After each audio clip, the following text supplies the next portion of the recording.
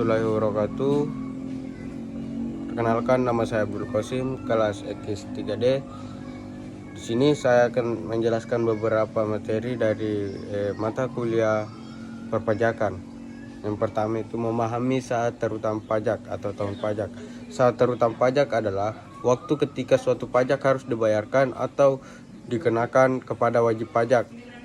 Tahun pajak adalah jangka waktu 1 tahun kalender atau 1 Januari sampai 31 Desember yang digunakan untuk perhitungan pajak.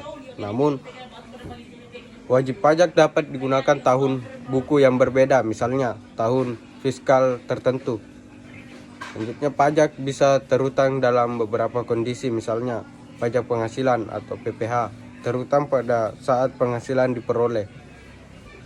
Pajak pertambahan nilai atau PPN, terutang saat terjadi transaksi penyerahan barang atau jasa kena pajak. Bea materai, terutang saat dokumen yang terkena materai dibuat atau digunakan. Selanjutnya, memahami prosedur dan pembuatan NDP, NDPWP dan NKPP. NPWP nomor pokok wajib pajak. NPWP adalah nomor identitas pajak yang diberikan kepada wajib pajak atau perorangan atau badan. Prosedur pembuatan NPWP yang pertama itu pendaftaran online melalui situs DJP online atau langsung ke kantor pelayanan pajak atau KPP. Dokumen yang diperlukan untuk wajib pajak orang pribadi, KTP atau WNI atau paspor plus kitas atau kitab WNA, surat keterangan usaha jika memiliki usaha, wajib pendirian perusahaan, NPWP pengurus, surat keterangan domisili usaha. Selanjutnya itu setelah pendaftaran, DJP akan menerbitkan NPWP, NKPP, nomor kartu kewajiban perpajakan. NKPP tidak lagi digunakan dalam sistem perpajakan modern di Indonesia. Dahulu NKPP berisi informasi tentang kewajiban pajak wajib pajak, tetapi sekarang semua informasi perpajakan bisa diakses melalui NPWP dan sistem DJP online. Materi selanjutnya, memahami penghapusan NPWP dan NKPP. Penghapusan NPWP dapat dilakukan jika wajib pajak sudah tidak memiliki kewajiban perpajakan, seperti orang pribadi yang meninggal dunia dan tidak memiliki ahli waris yang meneruskan usaha. Orang pribadi yang tidak lagi memenuhi syarat sebagai wajib pajak, misalnya tidak memiliki penghasilan kena pajak, badan usaha yang sudah dibubarkan atau tidak beroperasi lagi.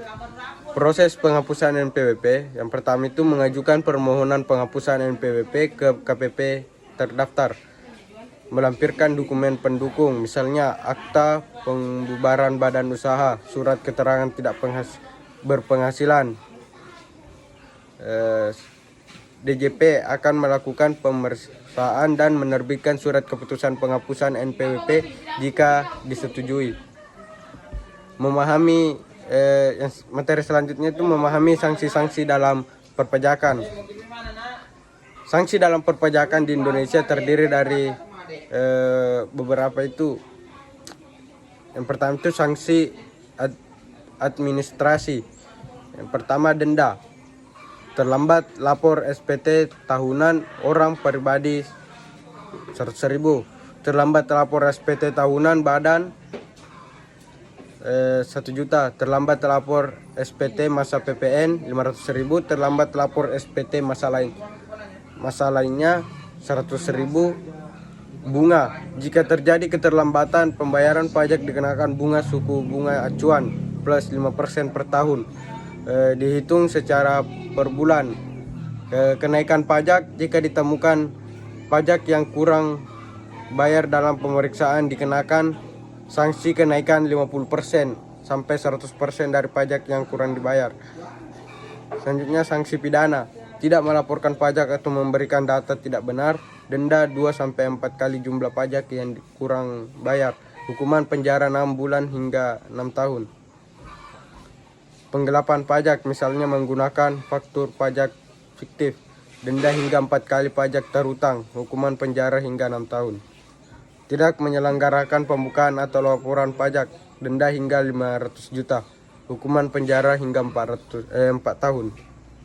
Mungkin itu yang bisa saja saya jelaskan dari beberapa materi dari mata kuliah perpajakan. Kurang lebihnya mohon dimaafkan. Wabillahi taufiq wal hidayah. Assalamualaikum warahmatullahi wabarakatuh.